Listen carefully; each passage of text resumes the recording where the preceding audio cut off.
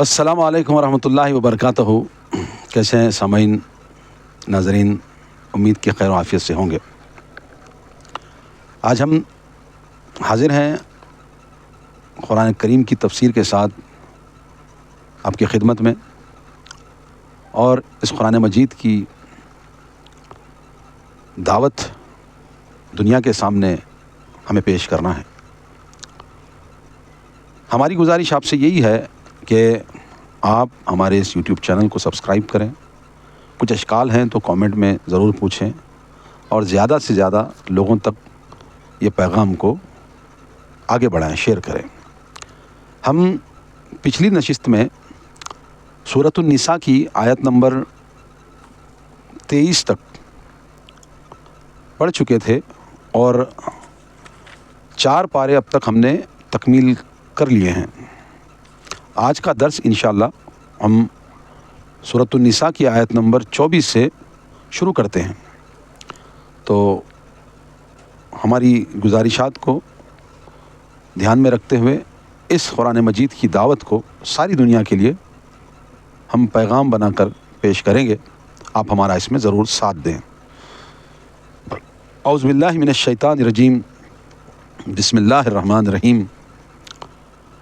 والمحصنات من النساء الا ما ملكت ايمانكم کتاب اللہ علیکم واحل لکم ما وراء ذلکم ان تبتغوا باموالکم المحصنین غیر مسافحین فما استمتعتم به منہن فآتوہن اجورہن فریضۃ ولا جناح علیکم فیما تراضیتم به من بعد الفریضۃ ان اللہ کان علیما حکیما۔ اللہ کے نام سے جو بڑا مہربان نہایت رحم والا ہے۔ نیز تمام شوہروں والی عورتیں بھی حرام ہیں، مگر وہ کنیزیں جو تمہارے قبضے میں آ جائیں، تمہارے لیے یہی اللہ کا قانون ہے۔ ان کے علاوہ عورتیں اپنے مال کے ذریعے حاصل کرنا تمہارے لیے جائز قرار دیا گیا ہے، بشرطے کہ اس سے تمہارا مقصد نکاح ہو، محض شہوت رانی نہ ہو۔ پھر ان میں سے جن سے تم لطف اٹھاؤ انہیں ان کے مقررہ مہر ادا کرو۔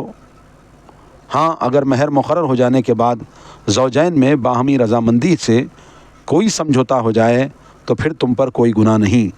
اللہ یقیناً سب کچھ جاننے والا حکیم ہے۔ پچھلے درس کے اندر ہم نے کس سے نکاح کرنا اور کیسے کرنا، ان کے کیا حقوق ہیں، اس سبجیکٹ پر ہم نے اپنی بات رکھی تھی،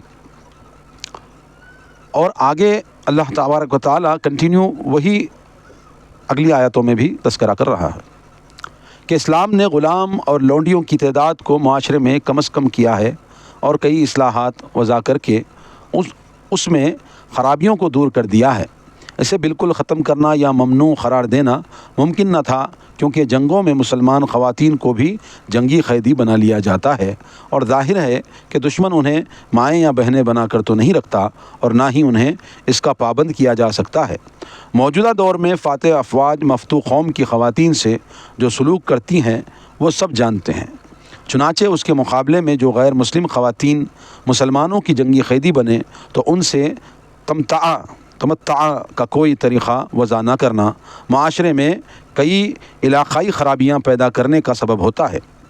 اس کے علاوہ ان کی خوراک اور دیکھ بھال پہ اٹھنے والے اخراجات اضافی بوجھ ہوتا۔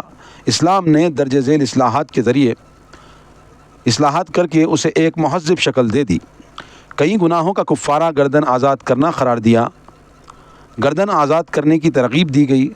ابو موسیٰ رضی اللہ تعالیٰ عنہ سے روایت ہے کہ فرمان رسول صلی اللہ علیہ وسلم ہے، جس شخص کے پاس کوئی لونڈی ہو اس کی اچھی طرح پرورش کرے اور وہ اس کی تعلیم و تربیت کرے، ادب سکھائے، پھر آزاد کر کے نکاح کر لے تو اس کے لیے دوہرا اجر ہے۔ بخاری شریف میں یہ روایت موجود ہے۔ جیم، صرف اس قیدی عورت سے تمتع کیا جا سکتا ہے جو امیر لشکر یا حکومت کمپیٹنٹ اتھارٹی دیگر اموال غنیمت کے ساتھ کی طرح کسی مجاہد کی ملکیت میں دے۔ اس سے پہلے اگر کوئی شخص کسی عورت سے تمتع کرے گا تو وہ دو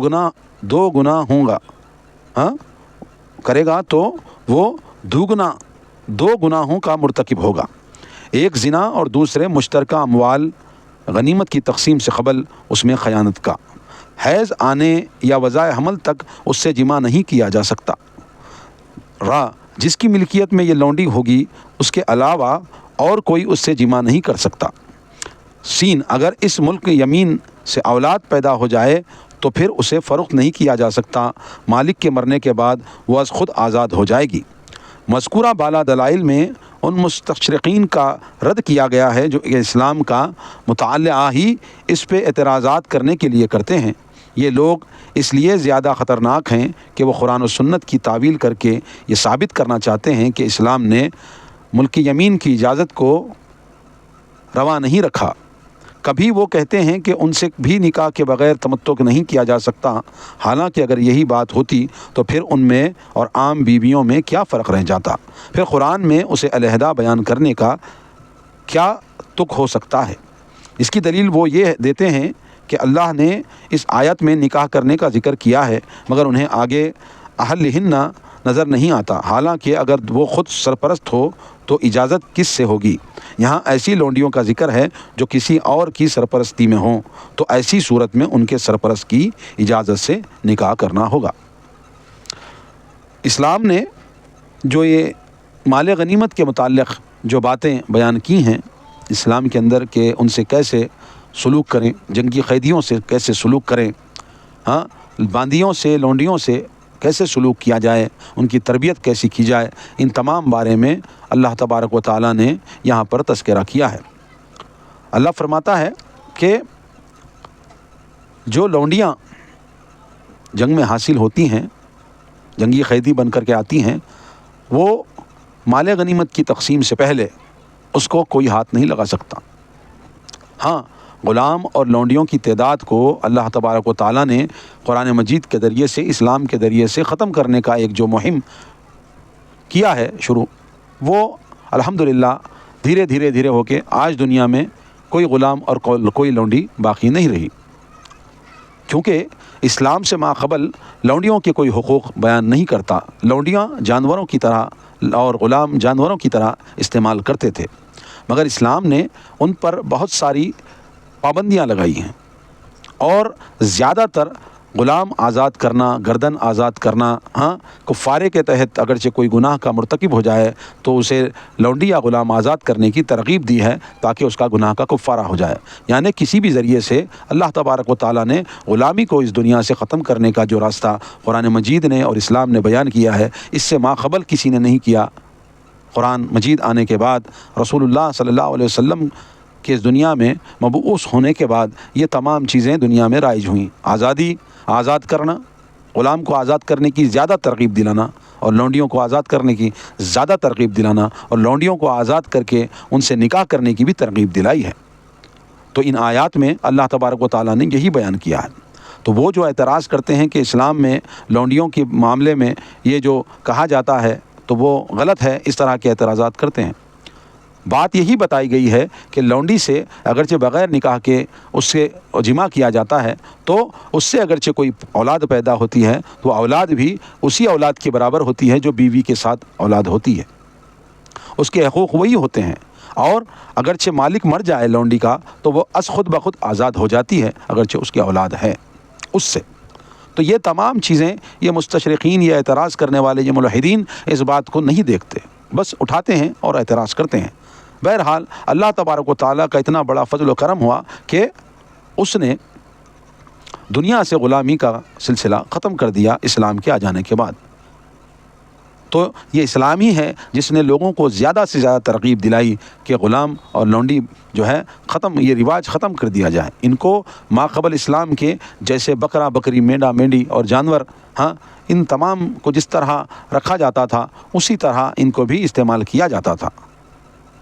تو اسلام نے یہی دعوت دی ہے کہ اگرچہ تم غلام کو آزاد کرو گے تو اتنا تم کو ثواب ملے گا، آزاد کر کے غلام لونڈی سے تم نکاح کر سکتے ہو، اس کی آزادی ہی تمہاری مہر، اس کی مہر ٹھہری، اور وہ بھی بیویوں کے درجے میں تمہارے برابر آ جائیں گی۔ تو یہ تمام چیزیں قرآن مجید نے احادیث شریفہ میں کھول کر کے بیان کیا گیا ہے۔ اگرچہ عقل والے ہیں تو سمجھیں گے، ورنہ اعتراض کرنے والے تو ہمیشہ اعتراض کرتے ہیں۔ ہم یہی دعوت دیتے ہیں کہ قرآن مجید کو خلوص دل سے اگرچہ پڑھیں سمجھیں تو الحمدللہ ہر اعتراض کا جواب انہیں اسلام نے دے دیا ہے۔ آگے اللہ فرماتا ہے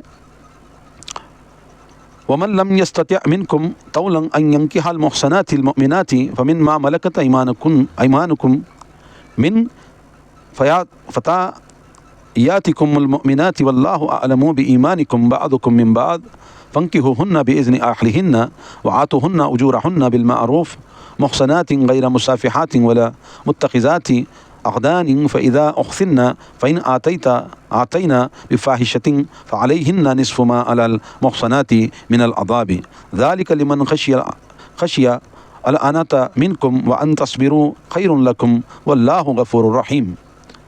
آگے اللہ فرماتا ہے اور جو شخص کسی آزاد عورت کو نکاح میں لانے کی طاقت نہ رکھتا ہو وہ کسی مومنہ کنیز سے نکاح کر لے جو تمہارے قبضے میں ہوں، اور اللہ تعالیٰ تمہارے ایمان کا حال خوب جانتا ہے۔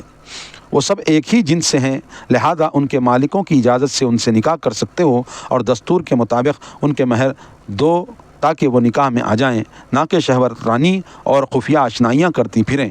نکاح میں آنے کے بعد بھی بدکاری کی مرتکب ہوں تو ان کی سزا آزاد عورتوں کی سزا سے نصف ہے، یعنی آدھی ہے۔ یہ تم میں سے اس کے لیے ہے جو گناہ سے ڈرتا ہو، اور اگر تم صبر کرو تو تمہارے لیے بہتر ہے، اور اللہ تبارک و تعالی بہت رحم والا ہے۔ یعنی کہ اگرچہ کوئی غلام یا لونڈی گناہ کے مرتکب ہو جائے تو آزاد جو عورت ہوتی ہے اس کی جتنی سزا ہوتی ہے اس میں سے آدھی اس کو دی جائے گی۔ اور اللہ تبارک و تعالیٰ نے یہ حکماً کہا ہے کہ تم محض شہوت رانی کے لیے لونڈیوں کا استعمال نہ کرو۔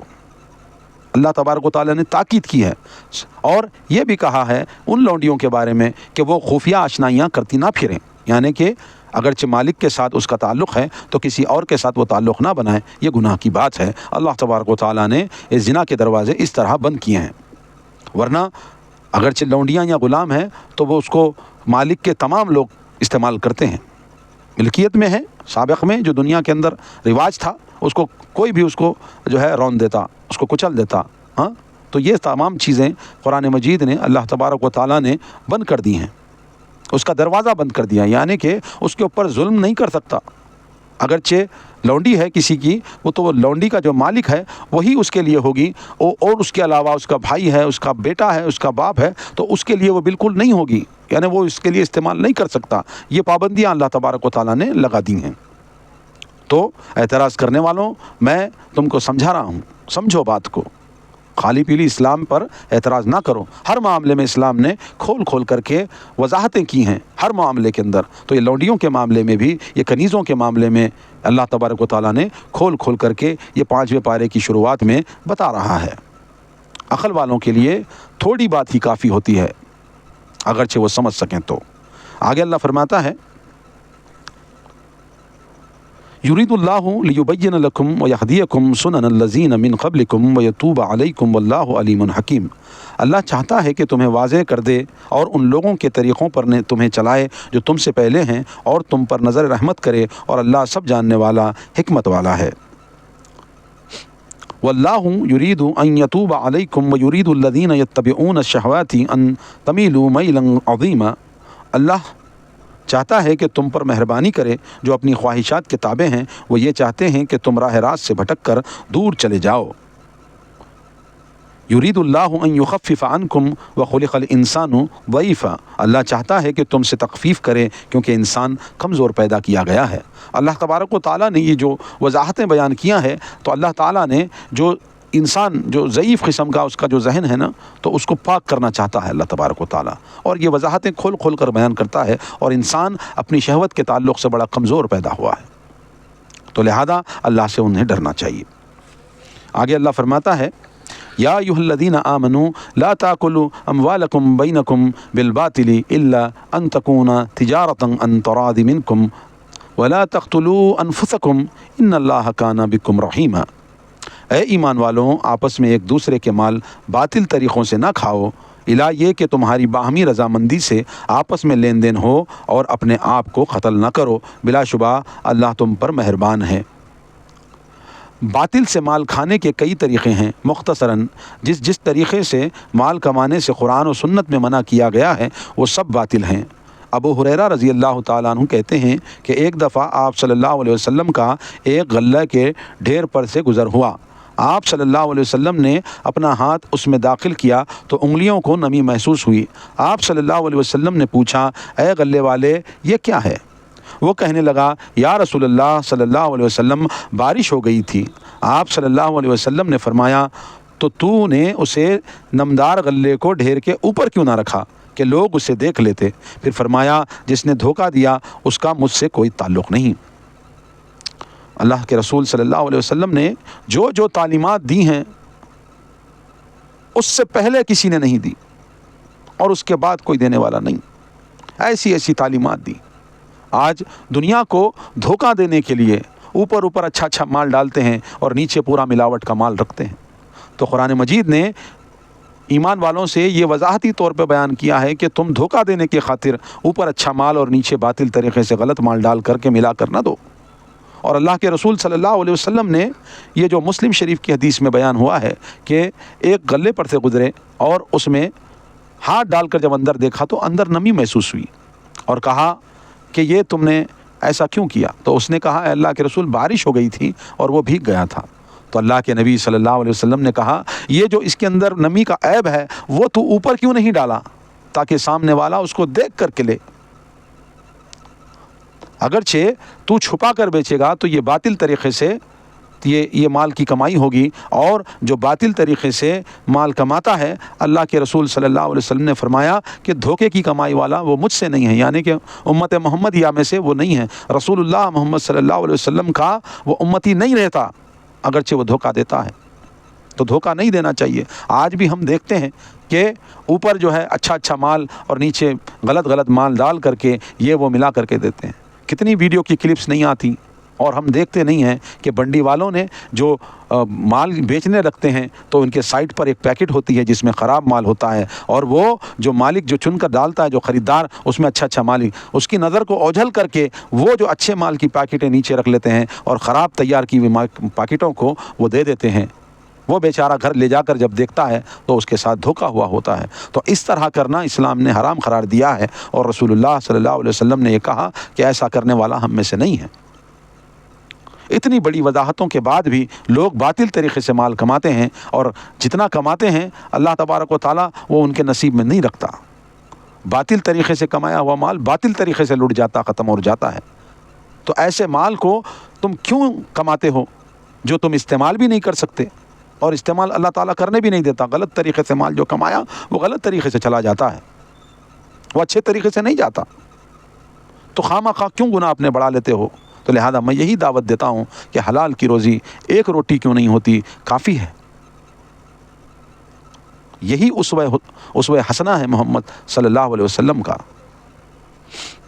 آگے فرماتے ہیں، آگے حدیث ہے، ابو ہریرہ رضی اللہ تعالیٰ عنہ کہتے ہیں کہ آپ صلی اللہ علیہ وسلم نے فرمایا، بائی اور مشتری صرف اس حال میں جدا ہوں گے کہ وہ ایک دوسرے سے راضی ہوں۔ دیکھیے کتنا بہترین ہے، یہ ترمذی شریف میں یہ روایت موجود ہے کہ جو خریدار ہے، جو بیچنے والا ہے، یہ دونوں باہمی راضی ہوں وہ بائع پر، تو ایسی بائع ہی جائز ہے۔ دھوکہ دے کر اس کو مال فروخت کرنا اور اس سے مال باطل انداز میں کمانا یہ حرام ہے، یہ غلط ہے۔ جب بتا کر مال دیں گے تو وہ چاہتا ہے تو لے لے گا، یا نہیں چاہتا تو نہیں لے لے گا۔ آج بھی دیکھتے ہیں کہ خراب مال ملا کر اچھے مال میں ریٹ کو ڈاؤن کر کے لوگوں کو دعوت دیتے ہیں کہ دیکھو سستا میں بیچ رہا ہوں، حالانکہ وہ مہنگے سے مہنگا ہو جاتا ہے۔ خراب مال اس میں ملا کر کے اچھے اور خراب مال کی سودے بازی کرتا ہے۔ تو ایسا کرنا سراسر غلط ہے۔ اسلام نے یہی دعوت دی ہے کہ ایسا نہ کیا جائے۔ ایک دوسرے کو قتل نہ کرو، اور یہاں پر جو ہے وہ اللہ تبارک و تعالیٰ یہ بھی کہتا ہے کہ ایک دوسرے کو قتل نہ کرو، گویا حرام مال کھا کے معاشی قتل نہ کرو اور جسمانی قتل بھی نہ کرو، یا اور بھی کوئی بھی ایسا کام نہ کرو جو دنیا یا آخرت میں تمہیں ہلاکت سے دوچار کر دے۔ یعنی کہ انسان دھوکہ دے کر کے کسی کو مال بیچتا یا خریدتا ہے دھوکے سے، تو ایسا کرنا قتل کے مترادف ہے، گناہ بہت بڑا گناہ ہے۔ تو ایسے اس کو جو ہے اکنومیکلی اس کا بلنڈر نہ کرو۔ ہاں، وہ جو مال کمانے نکلا ہے یا مال کا صرف صحیح طریقے سے کرنا چاہتا ہے، تم دھوکہ دے رہے ہو تو وہ دھوکے سے اس کا مال تم لوٹ رہے ہو، تو گویا اس کا قتل کر رہے ہو، یہی وضاحت کی گئی ہے۔ آگے اللہ فرماتا ہے وَمَن يَفْعَلْ ذَلِكَ عُدْوَانًا وَظُلْمًا فَسَوْفَ نُصْلِيهِ نَارًا وَكَانَ ذَلِكَ عَلَى اللَّهِ يَسِيرًا، اور جو شخص از راہ ظلم و زیادتی ایسے کام کرے گا ہم جلد ہی اسے جہنم میں ڈال دیں گے، اور اللہ کے لیے یہ کوئی مشکل کام نہیں ہے۔ اللہ فرماتا ہے اور ہم جو یہ بات بتا رہے ہیں یہ ظلم کے زور پر پہ اور جو دھوکے کے زور پر پہ جو مال کماتا ہے وہ جہنم میں ڈالا جائے گا۔ وہ ایسی زیادتی کرنے والا، ظلم کرنے والا جلد ہی جہنم میں ڈالا جائے گا۔ یعنی جو سمجھتے بوجھتے اللہ کی معصیت کرے گا اس کی سزا جہنم ہے۔ تو ہمیں ڈرنا چاہیے، اور ہماری تجارت خالص محمد صلی اللہ علیہ وسلم کی تجارت جیسی، ان کے فرمودات کے جیسی ہونی چاہیے جو صحابہ نے عمل کر کے دنیا کو بتایا ہے۔ آگے اللہ فرماتا ہے اور ایسا اللہ تبارک و تعالیٰ ایسے جو عمل کرتے ہیں ان کو جہنم میں ڈالنا اللہ کے لیے کوئی مشکل نہیں ہے، بہت آسان ہے۔ اللہ ان کو جہنم میں ڈال دے گا، دنیا بھی اس کی برباد ہوگی اور آخرت بھی اس کی برباد ہوگی۔ ان تجتنبوا کبائر ما تنہون عنہ نکفر عنکم سیئاتکم وندخلکم مدخلا کریما، تم اگر بڑے بڑے گناہوں سے بچتے رہے تو ہم تمہاری چھوٹی برائیوں کو دور کر دیں گے اور تمہیں عزت کی جگہ داخل کریں گے۔ اللہ تبارک و تعالیٰ کہہ رہا ہے کہ اگرچہ تم چھوٹے چھوٹے گناہوں کو تم بچو تو ہم بڑے گناہ سے تمہیں روک دیں گے اور عزت والوں میں عزت کی جگہ داخل کریں گے۔ اللہ تبارک و تعالیٰ یہ فرما رہا ہے، کس کے لیے؟ ہمارے لیے، آپ کے لیے، ہم مومنوں کے لیے، ہم مسلمانوں کے لیے۔ اللہ تبارک و تعالیٰ نے کتنا کھول کھول کر کے بیان کیا ہے، سمجھنے والے کے لیے اس میں بہت سی نشانیاں ہیں۔ آگے اللہ فرماتا ہے وَلَا تَتَمَّنُوا مَا فَضَّلَ اللَّهُ بِهِ بَعْضَكُمْ عَلَىٰ بَعْضٍ لِلرِّجَالِ نَصِيبٌ مِّمَّا اكْتَسَبُوا وَلِلنِّسَاءِ نَصِيبٌ مِّمَّا اكْتَسَبْنَا وَاسْأَلُوا اللَّهَ مِن فَضْلِهِ إِنَّ اللَّهَ كَانَ بِكُلِّ شَيْءٍ عَلِيمًا، اور جو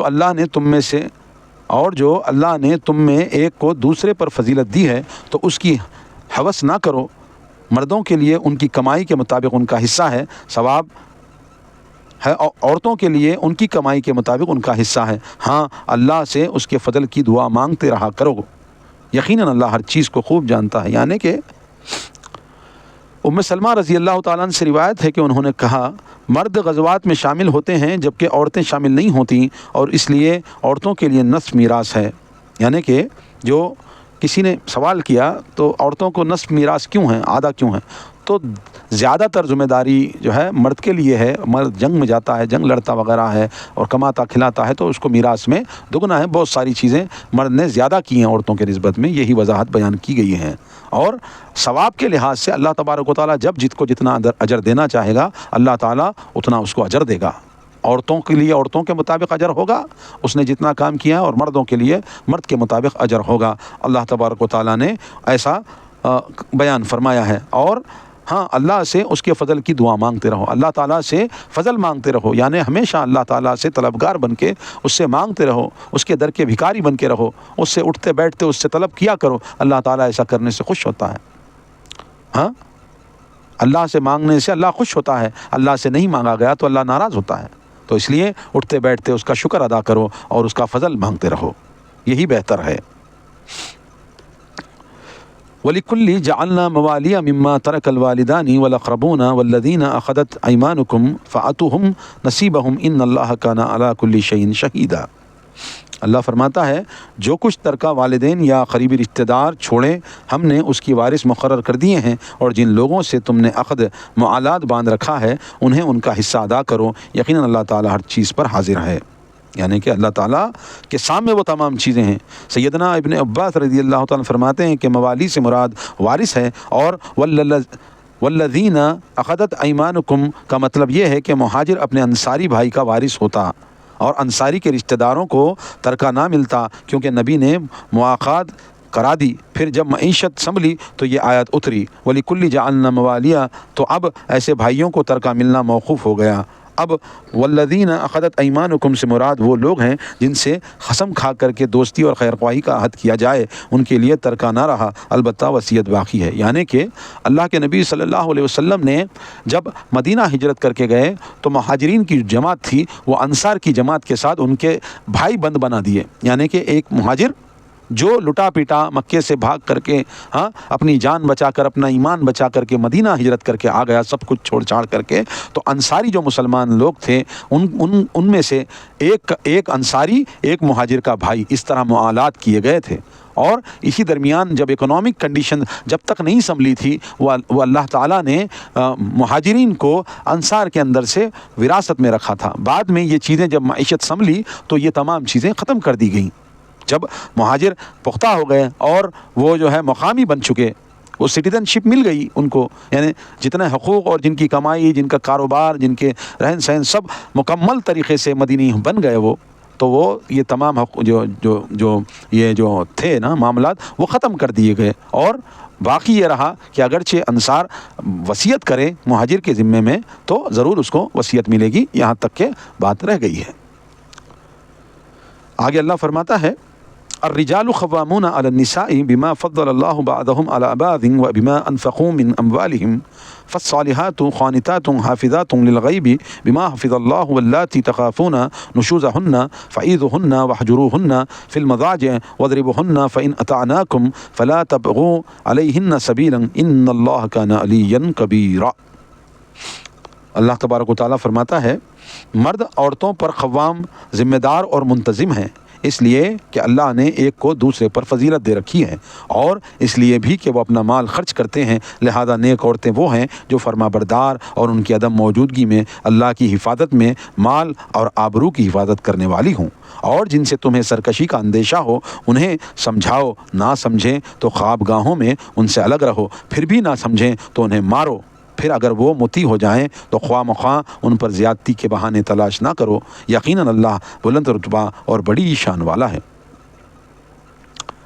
اللہ تبارک و تعالیٰ نے یہ معاملات جو ہے وہ بیان فرمائے ہیں کہ مرد جو ہے عورتوں پر لیڈر ہے، یعنی کہ ان کا ذمہ، جو عورتوں کا جو ذمہ ہے وہ مرد پر ہے، مرد جو ہے ان کو سنبھالنے والا ہے اور وہ قوام ہے۔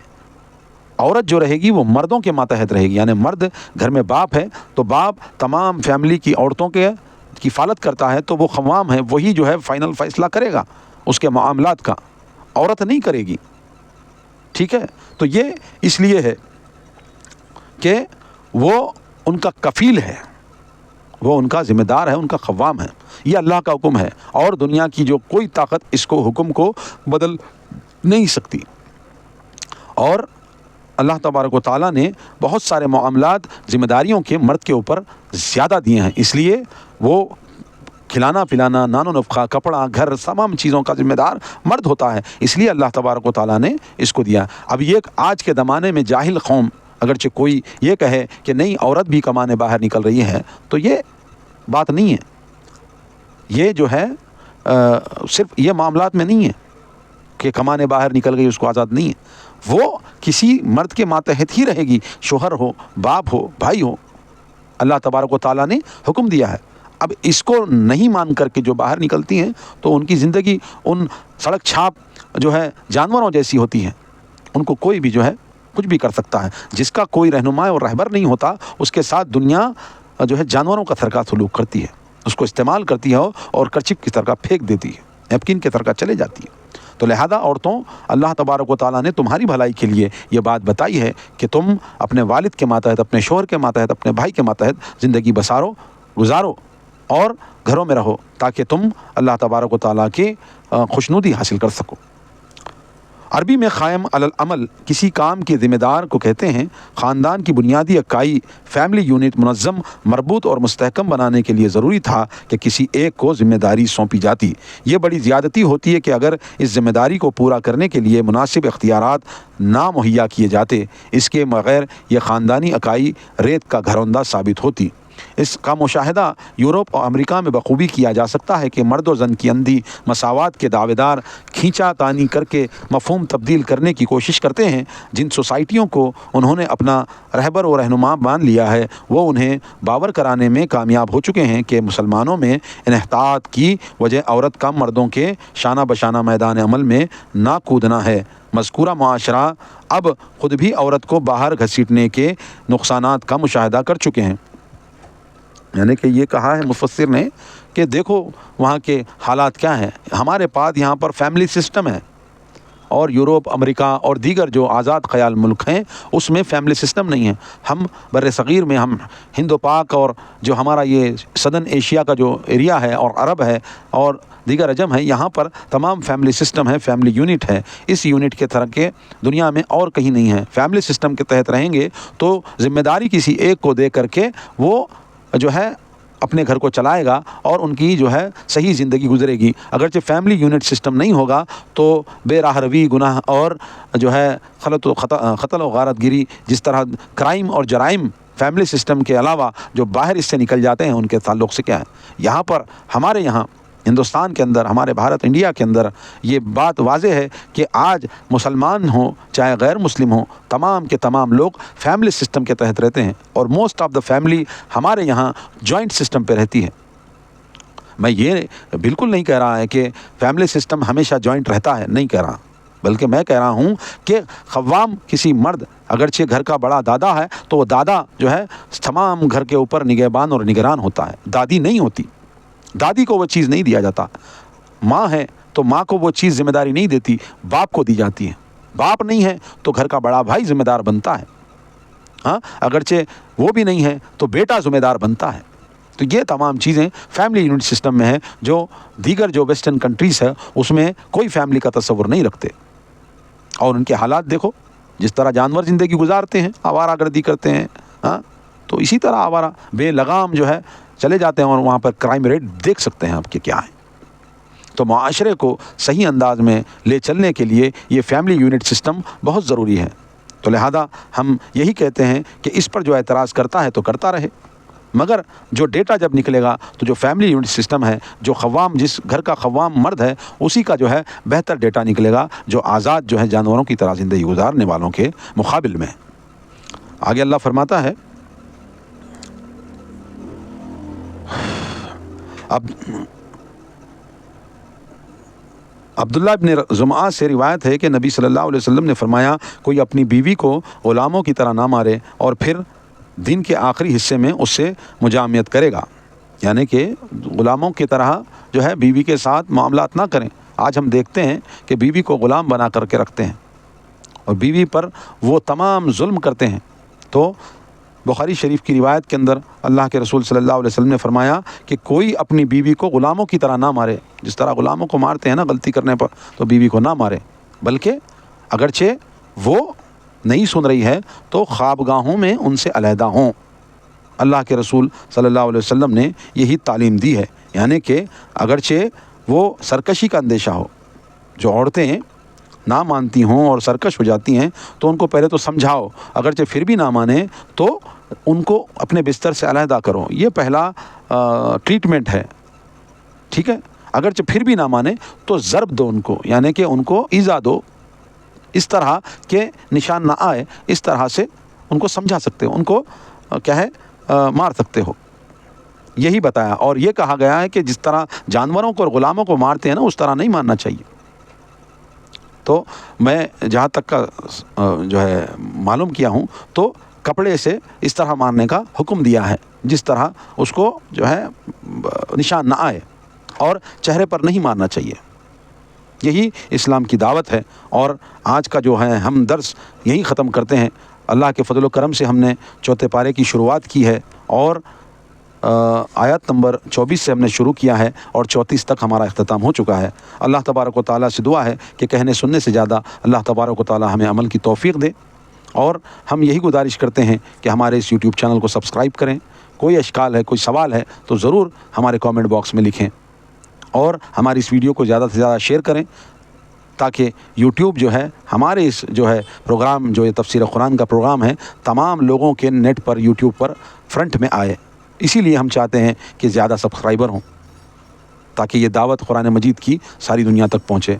آج کے لیے میں اتنا ہی کہتا ہوں اور رخصت چاہتا ہوں آپ سے. پھر ملوں گا انشاءاللہ دوبارہ اگلی آیاتوں کے ساتھ اگلے پروگرام میں. جب تک کے لیے اجازت دیں. السلام علیکم ورحمۃ اللہ وبرکاتہ.